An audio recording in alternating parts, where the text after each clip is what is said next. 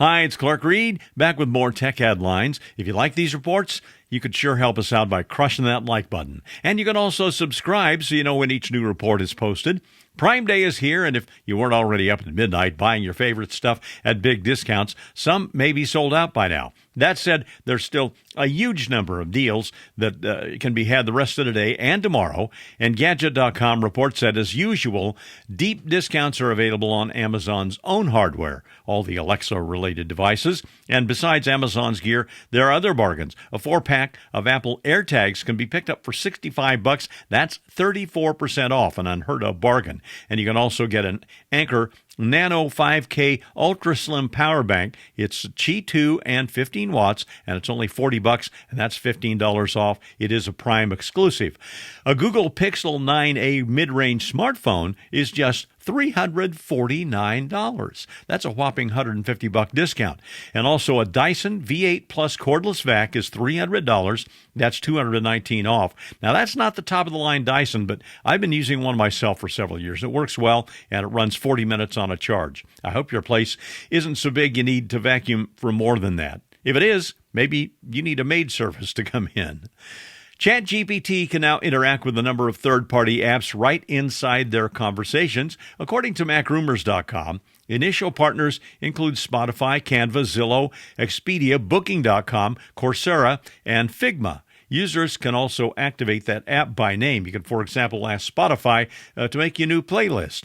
OpenAI says additional apps are coming later this year, including those from DoorDash, Instacart, Uber, and AllTrails. Like many internet products, OpenAI would love to make ChatGPT into a walled garden that you rarely leave, giving them a piece of revenue from every app you use inside.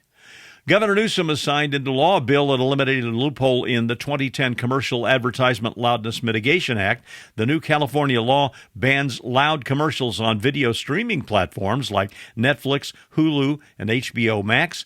And at the time of the original bill, streaming wasn't much of a factor, but now about 83% of adults use streaming services. The FCC is also looking at a rule making a deal with loud commercials on streaming services unacceptable. The California law requires streamers not transmit the audio of commercial advertisements louder than the video content that they accompany. Unfortunately, the law doesn't take effect immediately, but in July 2026. And perhaps by that time, the FCC will pick up on the California law and make it a rule nationwide.